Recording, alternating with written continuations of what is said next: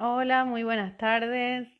Bienvenidos a todos a otro nuevo miércoles dialogado, un ciclo en formato de entrevistas que reúne a distintos profesionales, eh, tanto de las escuelas como de los museos, que potencian estos espacios para trabajar como comunidad de práctica, entendiendo a estos lugares como espacios de investigación y producción cultural y donde los educadores son co-creadores de esas producciones.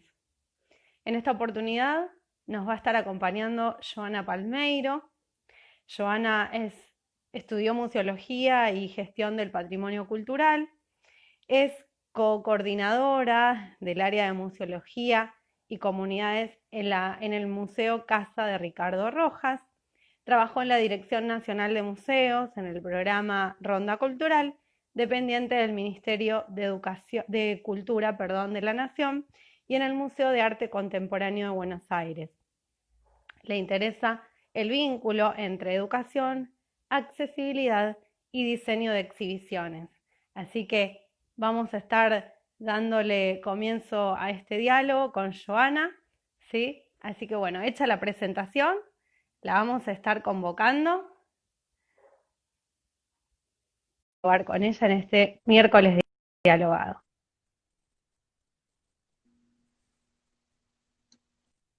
¿Qué Hola, tal? ¿Qué tal, Joana?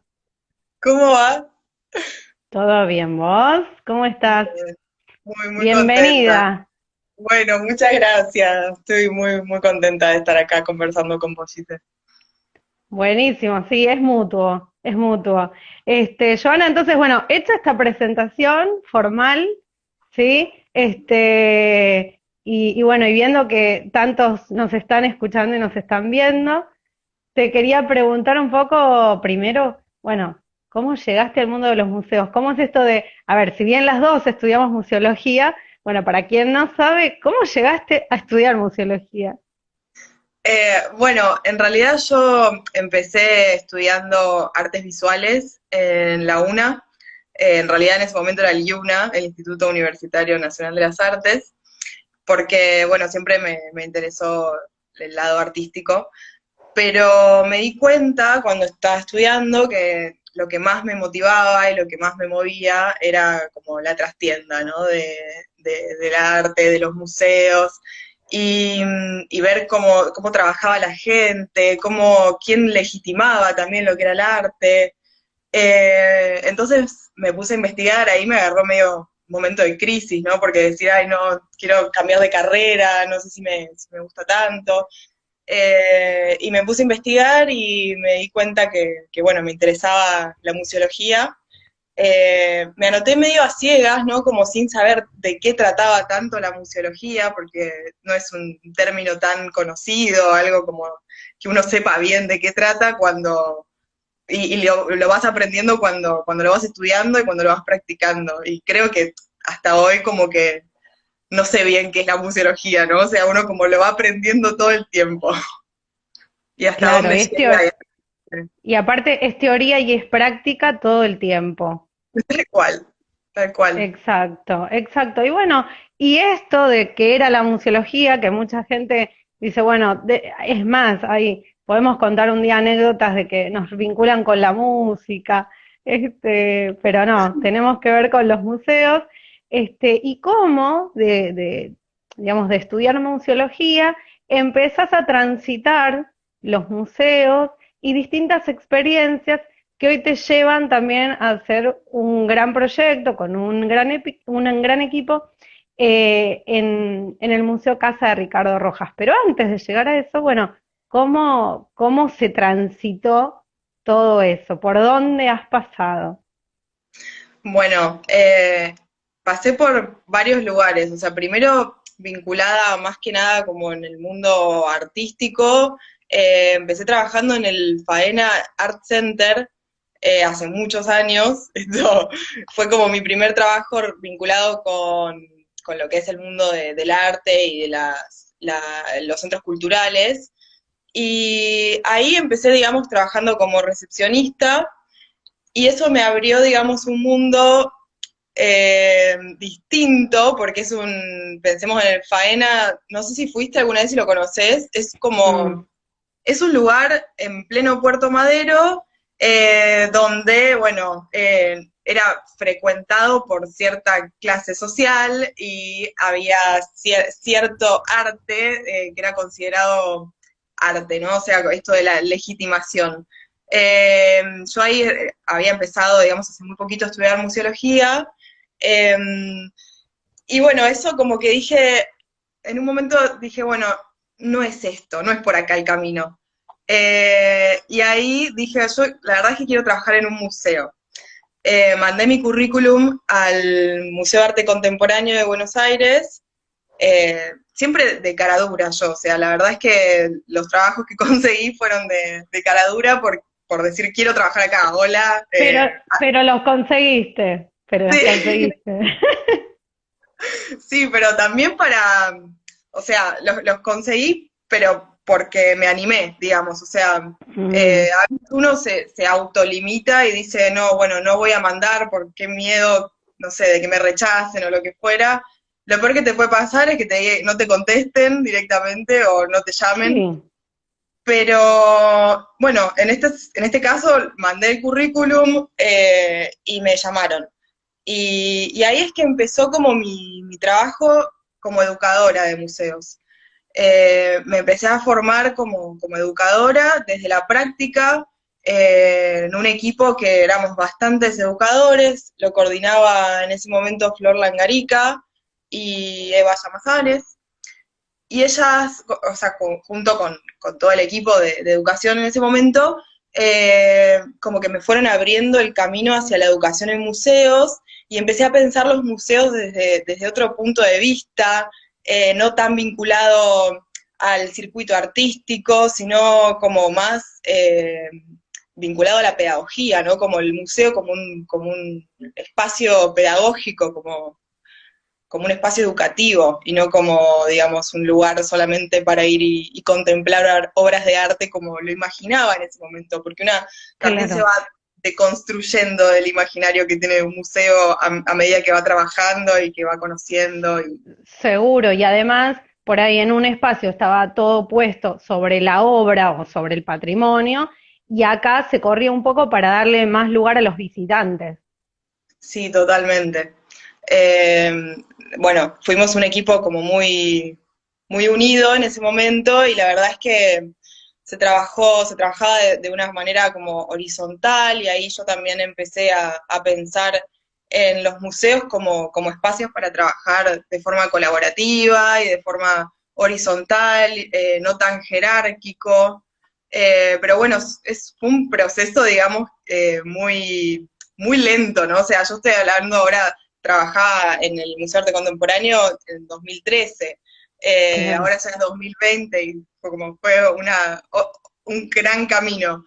Eh, Después del Museo de Arte Contemporáneo, empecé a trabajar en Ronda Cultural, que era un proyecto en ese momento del Ministerio de Cultura de la Nación, eh, Yo donde, pasé bueno, con Ronda, yo pasé con Ronda, hacías ¿eh? Me encantó ese programa. Ese programa era maravilloso porque, bueno, sigue siendo, pero ya no dependiente del ministerio, ahora está autogestionado, pero esto de acercar a un montón de gente en un circuito estaba bárbaro. sí, la verdad es que era un proyectazo. Bueno, formaba parte del programa Igualdad Cultural del Ministerio de Cultura y se hacían distintos circuitos. Por ejemplo, los fines de semana se hacían circuitos para público general, donde se iba a distintos museos.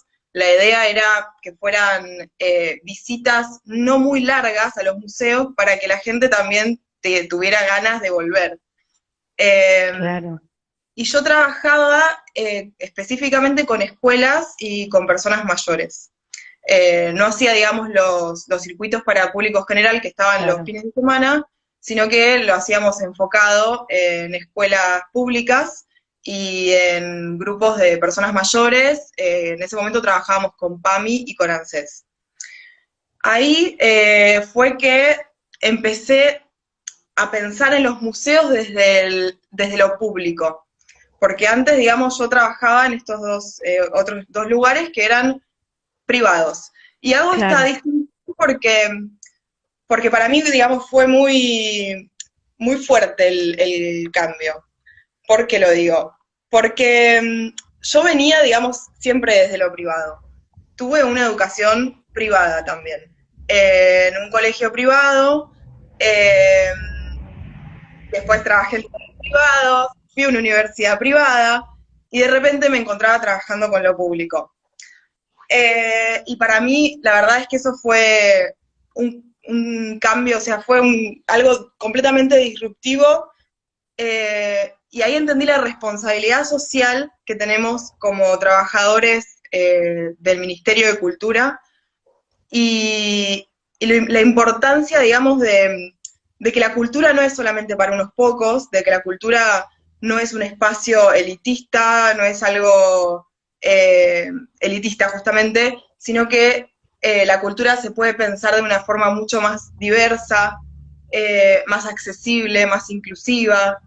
Eh, Ahí, bueno, fui conociendo un montón de personas muy distintas a lo que yo venía, digamos, acostumbrada, porque la verdad es que en ese momento me relacionaba con gente de mi misma clase social, y la verdad es que Ronda Cultural lo que hizo fue abrirme a distintas realidades de distintas personas, y eso fue muy chocante porque me daba cuenta de que quizás en ese momento no sentía que tenía las herramientas suficientes para trabajar con distintas poblaciones, porque venía, digamos, de decir, bueno, la educación en museos, obviamente yo ya lo había trabajado en el Museo de Arte Contemporáneo, pero en este sentido decía, bueno, la educación en museos también pasa por los datos, estaba como en ese momento todavía, ¿no? De los datos históricos, de, ay, no me acuerdo tal fecha, ¿qué van a pensar de mí?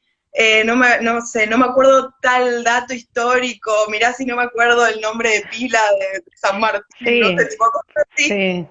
Y, y estaba como muy concentrada en eso, y después me fui dando cuenta de que en realidad los datos históricos, nada, las fechas, todo eso son cosas que no son tan importantes. Lo importante es la experiencia que uno genera, lo importante es compartir un momento, eh, y la verdad es que, bueno, se me abrió, digamos, todo ese universo y bueno, ahora sigo trabajando en el Ministerio de Cultura.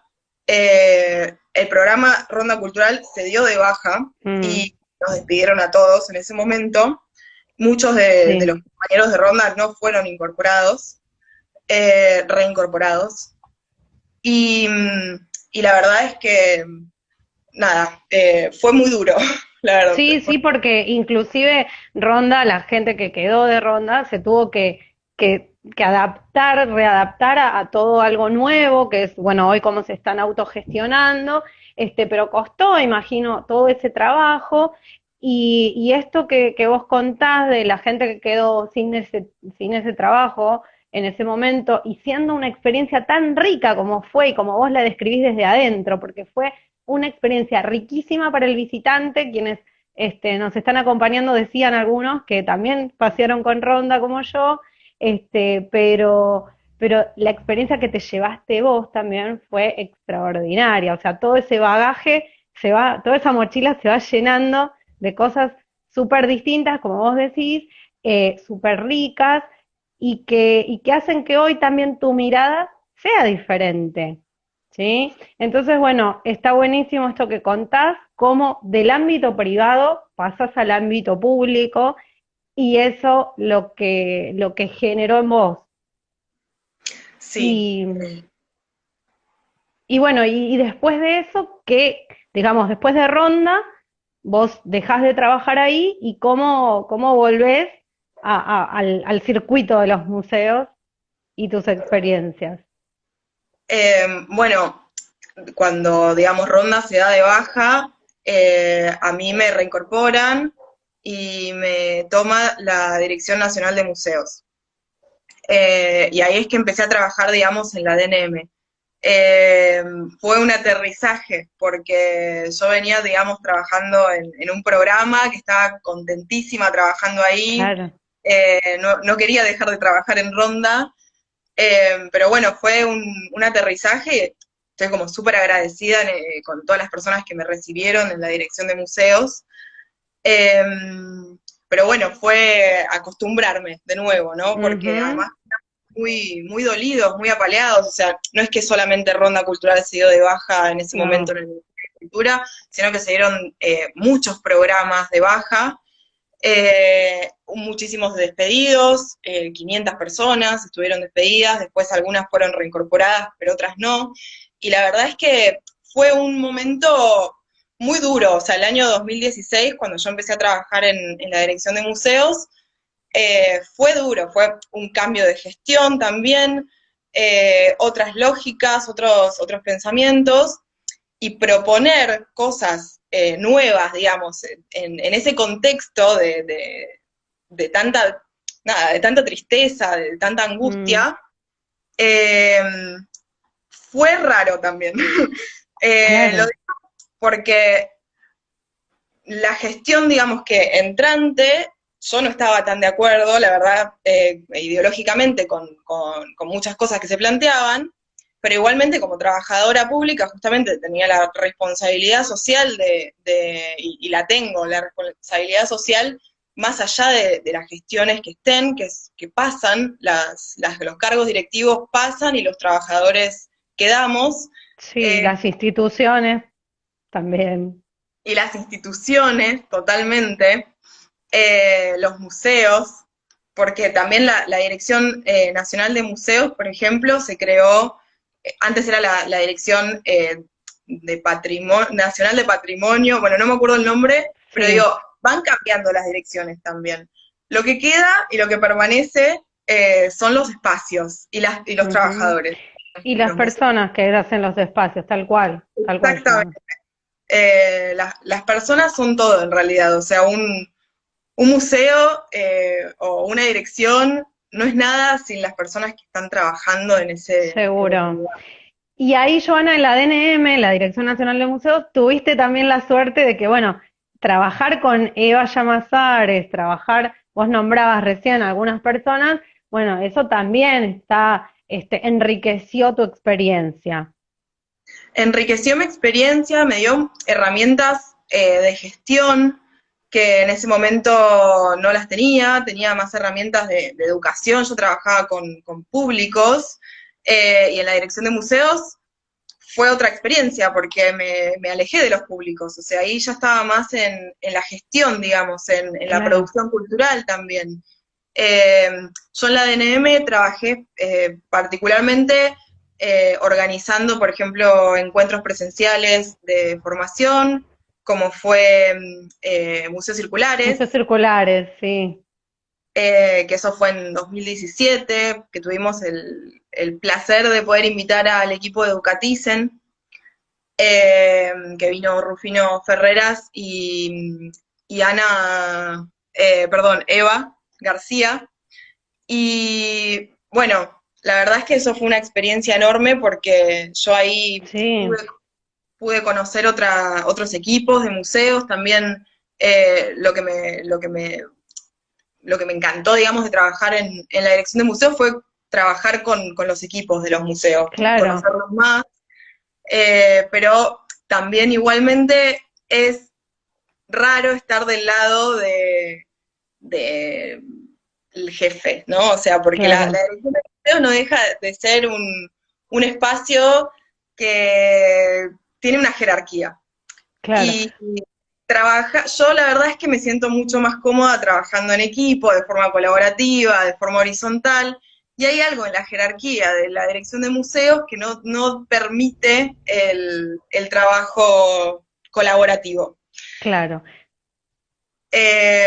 Por eso también en gran parte fue que decidí irme para el Museo Casa de Ricardo Rojas. Bien, antes de eso, antes, Sí. te paro ahí un minuto porque nos preguntaron qué fue, Museos Circulares yo participé como, digamos, asistiendo de Museos Circulares, pero Museos Circulares tiene una memoria escrita Si querés contar un poquito qué fue Museos Circulares. Sí, Museos Circulares nació con la idea de empezar a articular museos y escuelas. No empezar en realidad, porque ya la articulación existe hace un montón de tiempo, eh, pero sí generar encuentros entre educadores de museos y docentes para que se conozcan, para que empiecen a trabajar más en conjunto. Veíamos que teníamos, que existía como esa necesidad de conocerle las caras a los docentes desde los museos, y los docentes también tener la posibilidad de poder estar conversando con educadores de distintos museos, de conocer Exacto. las propuestas que tienen estos educadores, y más allá de las disertaciones que pudieran hacer los oradores de museos circulares o los talleristas, lo que nos importaba y lo que más nos movía era todas las conversaciones que se iban dando detrás Sí, de, ¿no? sí. Eh, Y estuvo en San Juan, estuvo en Buenos Aires, recordame, había creo que otra provincia más, porque bueno, tenía que ver con justamente la dirección y sus dependientes museos nacionales. exacto. Estuvimos en Buenos Aires y en San Juan. En Buenos Aires hubieron dos ediciones, o sea, fue la primera edición donde pudimos llamar al equipo de Educaticen para que viniera y diera un taller durante algunos días, yo no me acuerdo cuántos días fueron, pero fueron más de uno. Eh, y la segunda instancia fue más de el ámbito local, Y ya además no era fue. teníamos que visitar museos también. Exactamente, armamos en ese momento itinerarios porque sabíamos que había personas que también no venían de Buenos Aires, que venían de otras provincias, que estaban viajando, o incluso tuvimos gente de Chile también. Entonces dijimos, bueno, aprovechemos la oportunidad para armar itinerarios, para conocer museos nacionales y que los reciban también las áreas educativas, los equipos de educación, con algunas propuestas específicas para las personas concurrentes, digamos, de museos circulares. Y después en la segunda edición que se hizo la segunda edición se hizo en San Juan y ahí participó también Educaticen, o sea, claro, ahora me acuerdo, fue una semana donde hubieron dos ediciones, la primera fue en Buenos Aires y la segunda fue en San Juan. Eh, que ahí en San Juan lo que hicimos fue querer programar más el tema de las redes, ¿no? O sea, generar más redes de trabajo entre educadores y docentes, que pudieran conocerse. Igual me acuerdo que en San Juan fueron menos docentes y más gente de museos o gente de cultura. Eh, y después la tercera edición de Museos Circulares fue en Buenos Aires. Sí, el equipo de Educaticen fue digamos, con equipos locales de museos que invitamos a varias personas, varios equipos, a que dieran distintos talleres. Y uno podía ir eligiendo cuáles eran los talleres Claro. que quería hacer. Tal cual, yo me acuerdo que se difundió, pero pasa lo mismo que estos encuentros que estamos teniendo, por ejemplo, hoy. Me da la sensación de que la gente que está asistiendo tiene más que ver con los museos que con la educación. Y no sé si es que tiene que ver con que hay un Ministerio de Cultura separado de uno de educación, que puede ser una cuestión, o no sé qué pasa, pero me parece que somos más como del lugar de los museos que de este, eh, de las escuelas. No sé, eso es para pensarlo. Sí, tal cual. Eh, sí, no sé por qué pasa. Pero Pero sí, la verdad es que necesitamos articularnos mucho más con los docentes. seguro, Eh, seguro. Y ahora, sí, sí. Sí, sí, vas a decir algo justo. Y te corté. no, que también, digamos, por eso surgió la chance de museos circulares. Después, bueno, volviendo a la dirección de museos, antes de que fuera para el Rojas, también hicimos una feria de escuelas Sí, donde todos los museos pudieron presentar sus programas educativos para que los docentes pudieran conocer, digamos, los programas educativos de todos los museos nacionales. Esto igualmente lo que pasó fue que hay museos que son súper concurridos por escuelas, como por ejemplo el Museo del Cabildo, el Museo de Bellas Artes, y hay otros museos más chiquitos, nacionales, que no son tan concurridos por escuelas, que ujú, no estaban, digamos, dentro del circuito que suelen elegir las escuelas para visitar. sí, Lo que pasaba fue que en la feria eh, estaba, por ejemplo, el Museo del Cabildo presentando sus propuestas, pero ya sabiendo quizás que los docentes no iban a poder recibir a la cantidad de gente claro. que se iba a notar, porque ya tenían ya mueven, digamos, mueven un montón de público, y no es que necesitaban difundir sus actividades. Claro. Pero sí les sirvió, por ejemplo, a museos más chicos para insertarse también en el circuito de escuelas. Eh, pero bueno, eso. Sí, en la feria, no, y la feria tuvo creo que 3 ediciones, porque hasta la última había estado, pero bueno, este año agarró la pandemia, pero habían hecho más ediciones de las ferias, y me acuerdo que bueno, cada museo presentaba en una mesa sus propuestas, llevaba sus materiales didácticos, así que estaba como todo puesto al servicio de los docentes ahí. Y decime, Joana, así vamos entrando, porque nos preguntan sobre accesibilidad y justamente vamos a hablar de accesibilidad. Así que contanos después, bueno, con Educaticen, vos contás esto de la Dirección Nacional de Museos, pero vos también te vinculaste después con Educaticen por otro lugar. ¿Cómo llegás ahí?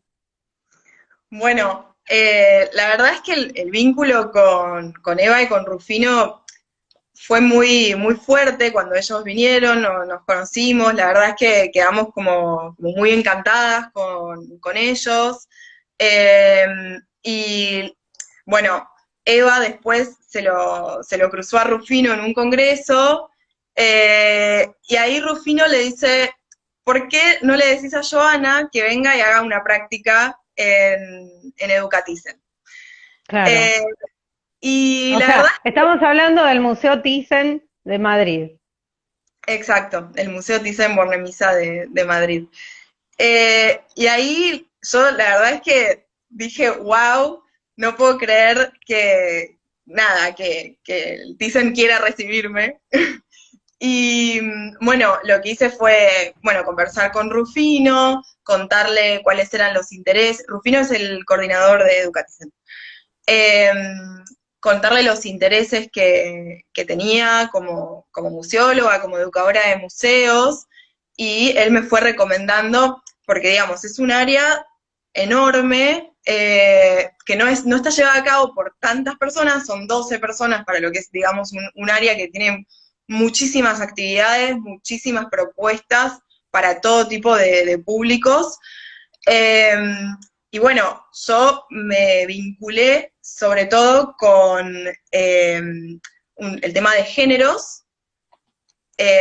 Trabajé, digamos, en el desarrollo de una nueva propuesta vinculando géneros para jóvenes, eh, diversidad cultural y derechos humanos. También asistí, digamos, en lo que es el curso Más allá de las artistas, eh, que hicieron después en julio. Yo justo me volvía, pero estuve como en toda la trastienda de la preparación de ese curso. Y ahí la verdad es que conocí más a todo el equipo y me fui involucrando con distintos proyectos también. Me metí mucho en accesibilidad, que eso lo llevan varias personas, obviamente, pero más que nada Alberto Gamoneda. Eh, y la verdad, nada, fui aprendiendo muchísimo. Siempre me sentí muy cómoda en ese museo, me sentí muy cómoda con ese equipo. Yo fui, digamos, diciendo, wow, este es tipo el museo, Y el es equipo, un monstruo, claro. tal cual, y decía, bueno, ¿qué voy a poder aportar yo desde mi lugarcito?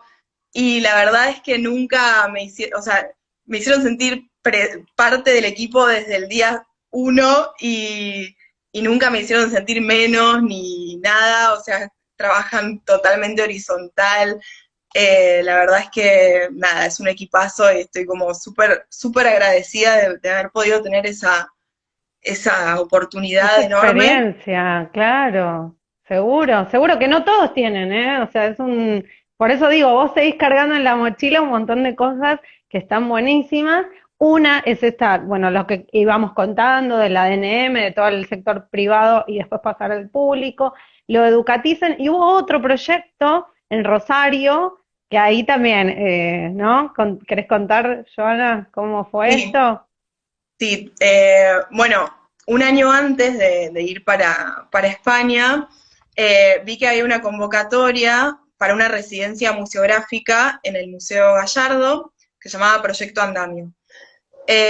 Y en esa residencia la idea era participar del diseño de dispositivos museográficos para público familiar.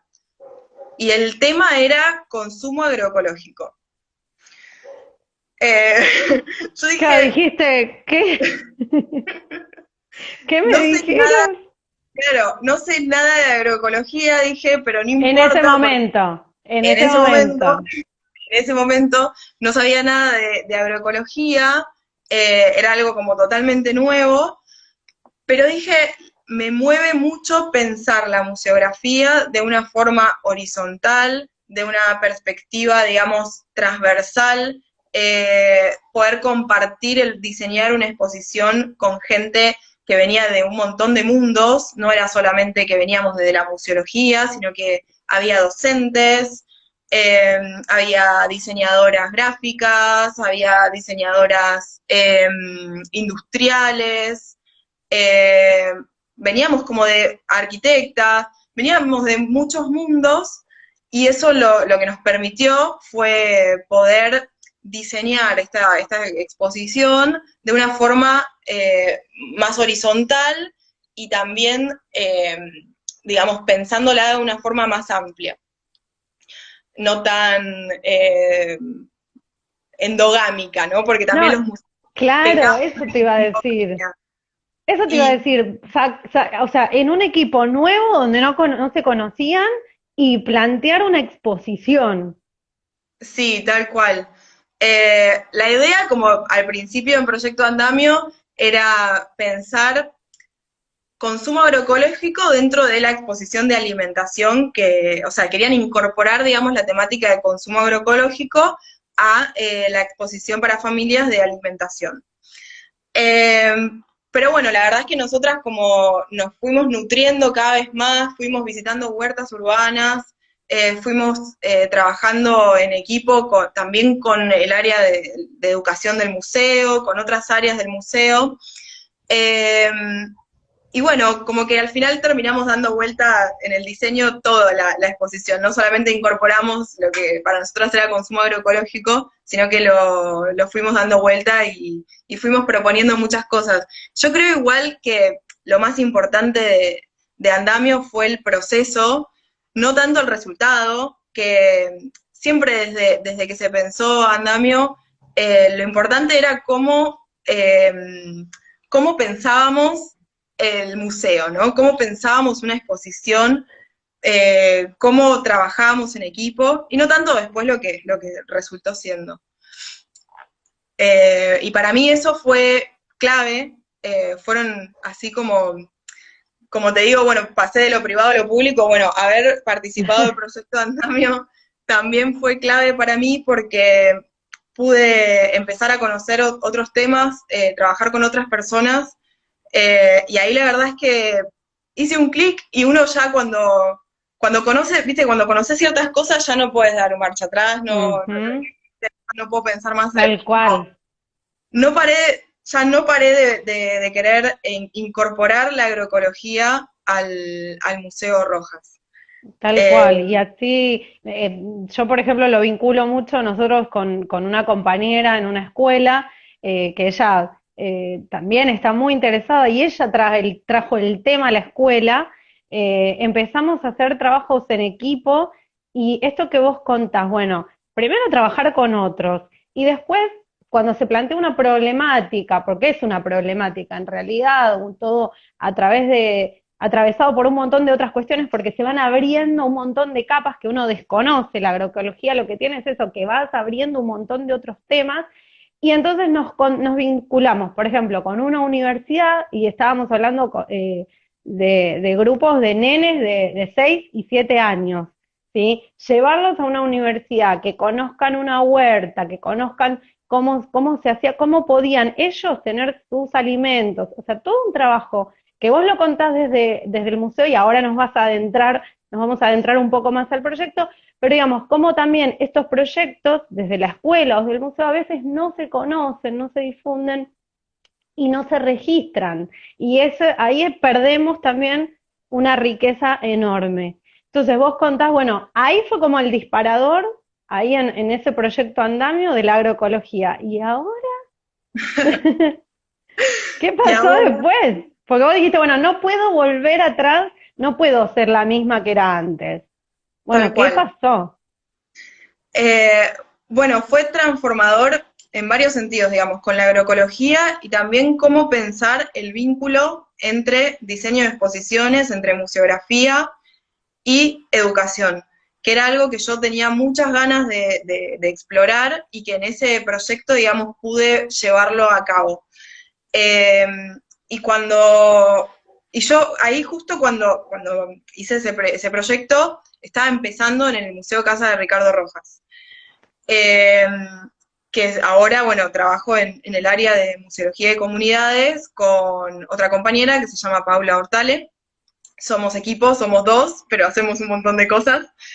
Eh, y cuando volví, digamos, de esta experiencia de Proyecto Andamio, eh, empecé a querer incorporar lo que es la agroecología, lo que es la presencia de la Pachamama, que ya estaba en el museo, eh, pero como empezar a darle otra forma, ¿no? Porque lo que decíamos en una charla que tuvimos para repensar la cultura nacional con la Unión de Trabajadores de la Tierra, es que la Pachamama está presente en el museo de una forma, por ejemplo, está en las columnas, en la arquitectura, tenemos el maíz, tenemos el zapallo, pero están rígidos, están, digamos, la Pachamama está, pero Estática. estática, como decorativa, ¿no? O sea, no me gusta decir la palabra decorativa, pero está ahí, Sí, forma es parte ornamental, claro. como una ornamentación que obviamente viene a plantear una idea, ¿no? No está casualmente la Pachamama representada en la arquitectura del Museo Rojas, sino que justamente se le está dando una jerarquía. Pero ¿qué pasa? Nos interesaba también de empezar a traerla a la vida, darle vida a la Pachamama, porque la Pachamama es vida. Obviamente está presente en el museo, pero queremos que esté viva. Claro, no, Eh, hacerla visible también y hacerla cómo. visible. Exactamente. Bueno, de ahí empecé, digamos, a tener reuniones, a plantear digamos, el tema de la agroecología, ya pensando en querer hacer una huerta, eh, pero bueno, faltaba todavía para darle forma, y la verdad es que la experiencia después con Educaticen, que fue el año siguiente, como que ahí me terminó de cerrar más el proyecto y ahí fue que quisimos darle un enfoque desde la accesibilidad. Y por eso pensamos este proyecto que estamos llevando a cabo este año, que se llama Voces de la Casa, y eso decimos que es un proyecto de accesibilidad, pero entendemos a la accesibilidad de una manera amplia. Eh, Quizás uno piensa en accesibilidad y piensa en lo físico, ¿no? O sea, que es lo primero, que es lo fundamental, digamos, para que haya accesibilidad en un museo, sí o sí tiene que estar la accesibilidad física, tiene que haber una rampa, tiene que haber un baño acondicionado, tiene que haber un ascensor si tenés un piso, un primer piso, que esas cosas en los museos que son patrimonio es complicado nada, la Comisión de Monumentos y Sitios Históricos que siempre te está diciendo, cuidado con esto, no pongas esta rampa, no pongas esto, como que siempre hay un tira y afloje para Sí. accesibilizar de forma física los espacios. Sí, que tiene que ver en realidad con, porque son edificios muchos, son edificios históricos. Entonces hay legislaciones atrás de eso que, bueno, no se pueden hacer ciertas modificaciones. Y sí, Exacto. hay todo un debate alrededor de eso, pero es lo que vos decís. Eso es lo primero que se piensa. Y contame de este hermoso proyecto, porque es hermoso. Pueden buscarlo entrando a la página en Facebook o a la página en Instagram, porque es hermoso. Contanos, yo. Bueno, este proyecto que estamos llevando a cabo desde el museo, lo pensamos,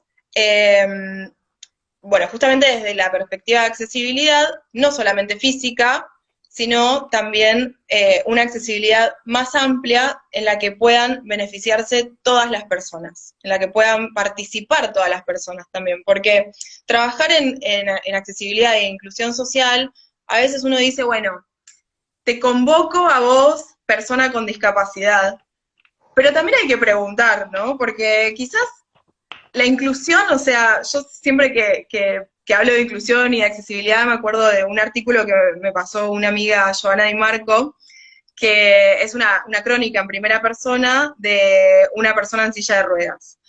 Eh, Está en página 12 el artículo. Y ella habla de los museos, también de los espacios públicos, ¿no? O sea, el museo es un espacio público, que no son accesibles, pero que tampoco, digamos, ella habla de inclusión y dice, yo no sé si quiero ser incluida en ciertos espacios, no es que me tienen que obligar a ser incluida, como la inclusión social, pensarla en un sentido de pregunta, ¿no? De preguntarle al otro si quiere participar, si quiere ser incluido también. Y por eso pensamos en este proyecto Voces de la Casa en colaboración con muchos agentes, muchas organizaciones, salir a preguntar como museo, ¿no? Salir digamos, preguntar si querés participar, ¿no? Eh, ¿Por qué digo esto? Porque es muy importante para lograr una accesibilidad y una inclusión, trabajar con otros. No solamente en el interior del museo, con otras áreas, sino también trabajar con otros colectivos, con otras organizaciones, con instituciones y con personas que vienen trabajando diferentes temas.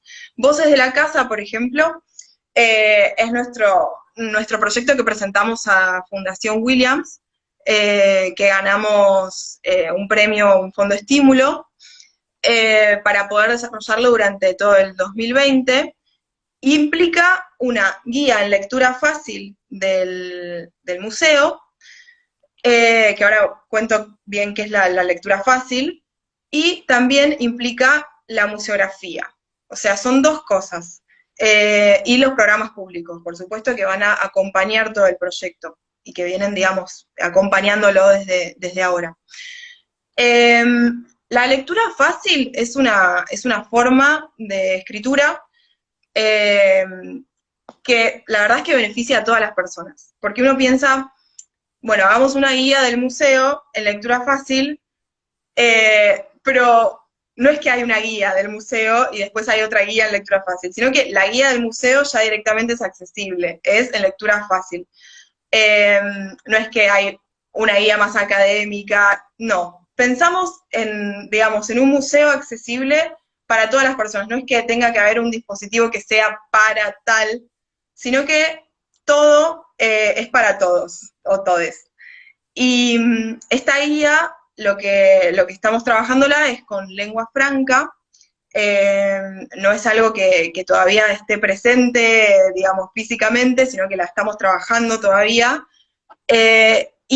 la pensamos más como un libro de artista, por ejemplo, donde hayan disparadores, donde no sea, digamos, una guía que sea informativa solamente, sino que tenga aproximaciones más poéticas para el museo.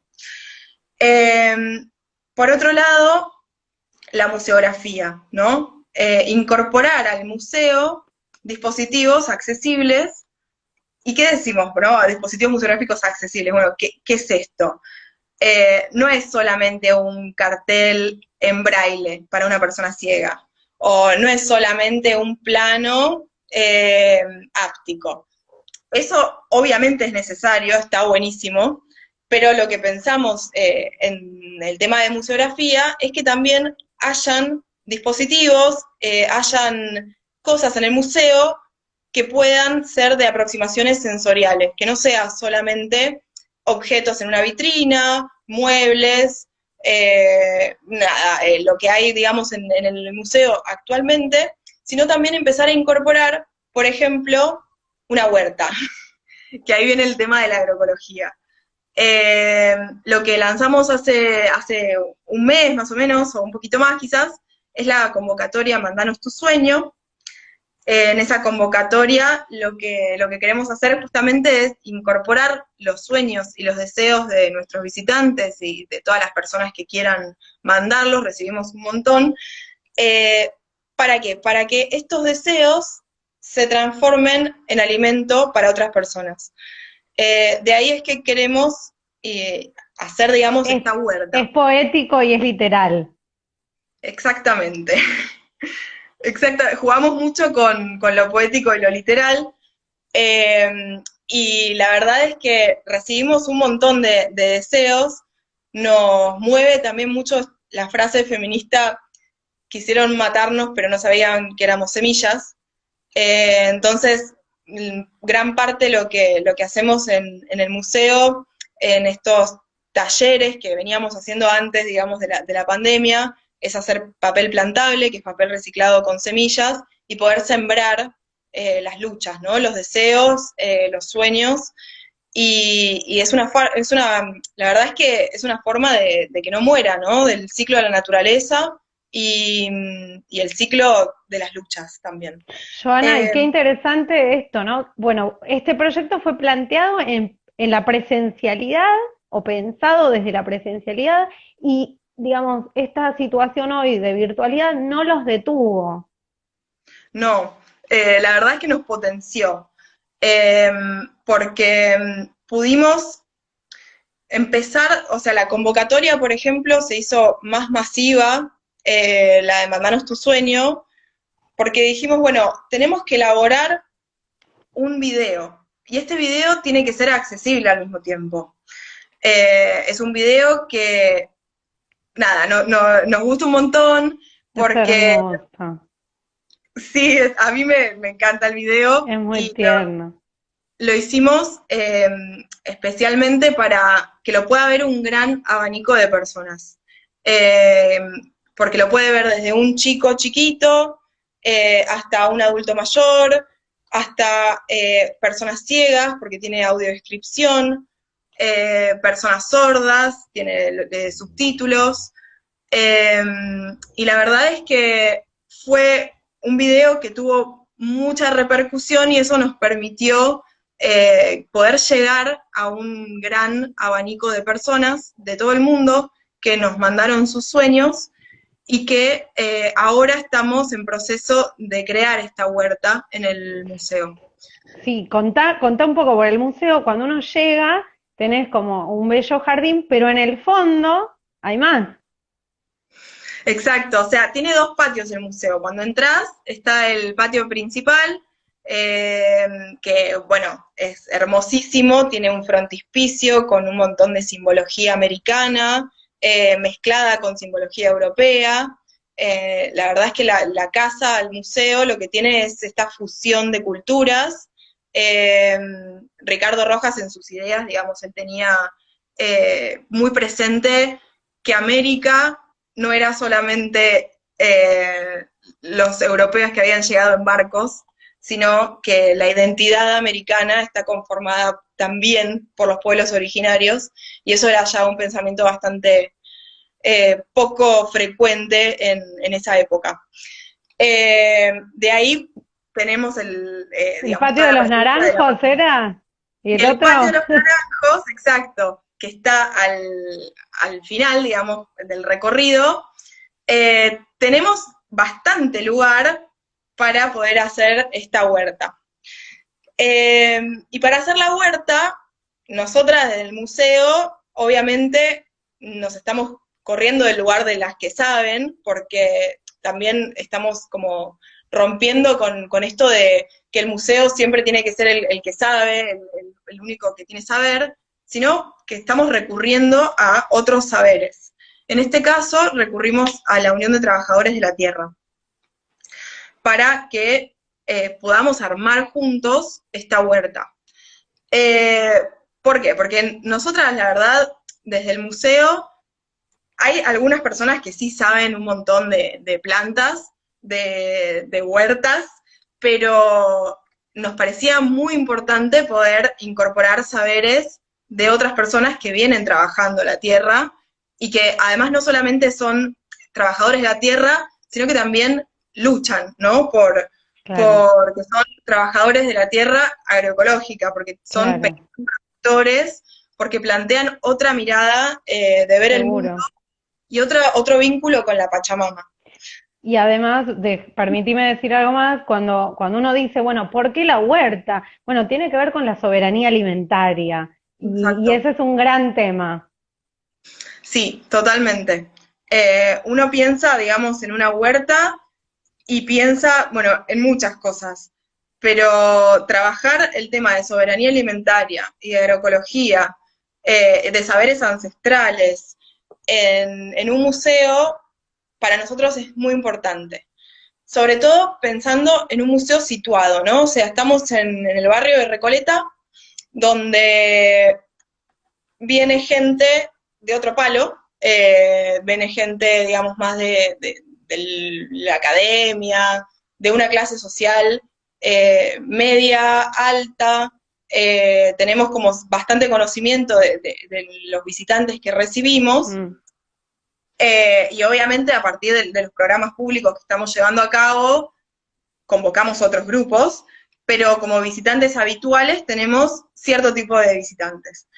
Entonces, justamente con el armado de la huerta, lo que queremos hacer es que haya un espacio de huerta urbana en el museo, en un museo visitable, que no hay tantas, y al mismo tiempo mostrar otras formas de ver, estar y ser en el mundo, eh, atraer otros públicos, pero también para estos públicos que ya tenemos en el museo, mostrar otras formas de ver el mundo. Hay algo como en el imaginario de los museos que los saberes académicos son más importantes que otro tipo de saberes, ¿no? Y en este caso, en Voces de la Casa, lo que queremos hacer justamente es que hayan muchas voces, que en los museos no está solamente la voz académica, la voz de la investigación, que es una voz importantísima, pero no es la única. Está la voz de la tierra, está la voz de los trabajadores, está la voz de las personas con discapacidad, está la voz de los descendientes de pueblos originarios, y esas voces son iguales de importantes que las voces, digamos, de las personas académicas. Por tal eso es cual, que nos interesaba incorporar esta huerta, que además eh, no es solo la huerta, sino todo lo que significa, ¿no? O sea, lo que tal significa cual. tener este espacio, esta jerarquía, para poder reflexionar. Y digamos, lo que pensamos no es que solamente la huerta va a finalizar cuando la construyamos, sino Mm, que se va a seguir activando, es algo vivo, que se transforma, y queremos que se siga activando a partir de talleres, y a partir de distintas propuestas de programas públicos. Eh, bien, Eso, para que nos enseñen, digamos, para aprender mucho de las personas trabajadoras de la tierra, que tienen una línea, por ejemplo, también de géneros, donde trabajan las plantas medicinales, las propiedades que tienen ciertas plantas, y todo recuperar lo ancestral, porque, digamos, ancestralmente la producción era agroecológica. Después se empezó a industrializar y de ahí vinieron todos los las problemas. demandas del mercado, Exactamente. bien, Eh, y en parte es empezar a visibilizar y a recuperar los saberes ancestrales y cómo nos bien. vinculamos con la Bien, tierra. Joana, mira, Te cuento, nos estamos quedando con poco tiempo, nos quedan 5 minutos nada más. Y bueno, vos comentaste que se vincularon con muchas instituciones, con otro tipo de comunidades que tienen que ver con con, con la educación especial, con unos talleres protegidos. Habías hecho el comentario cuando nosotros conversamos antes de esta charla. Y vos también estás en el equipo de la diplomatura en Educación y Museos de la Universidad Abierta Interamericana, ¿sí? ¿Querés contar un poquito esa experiencia? Muy cortito, porque ya nos quedan, nada, 4 minutos. A ver. Si te recuperamos, me parece que hay problemas de conexión. A ver si son míos o... A ver.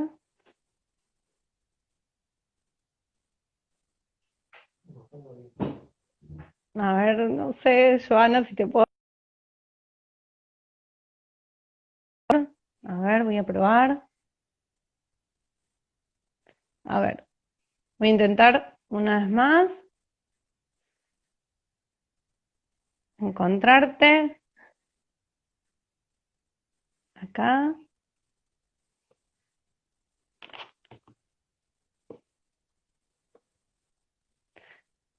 Bueno, no sé si la podemos recuperar a Joana, que es sumamente interesante todo este trabajo que ella está haciendo desde la Casa Museo Ricardo Rojas.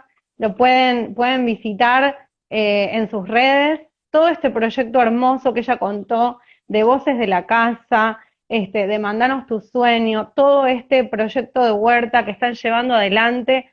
Y además, como les dije anteriormente, ella es una de las tutoras de la Diplomatura de Educación y Museos de la Universidad Abierta Interamericana. Así que bueno, fue un placer contar con la presencia de Joana en este miércoles dialogados, y los esperamos el próximo miércoles en otro nuevo encuentro. Así que bueno, muchísimas gracias a todos los que estuvieron presentes, a todos los que nos van a volver a ver, que nos van a seguir acompañando. Y un saludo afectuoso a todos los que se estuvieron uniendo y estuvieron saludando, pero ustedes ven que 1 hora con muchos de los que estuvieron acá es muy poco. Este es simplemente un abanico de algunos especialistas y profesionales que se desempeñan eh, vinculando escuelas y museos. Nos vemos la próxima en otro miércoles dialogado.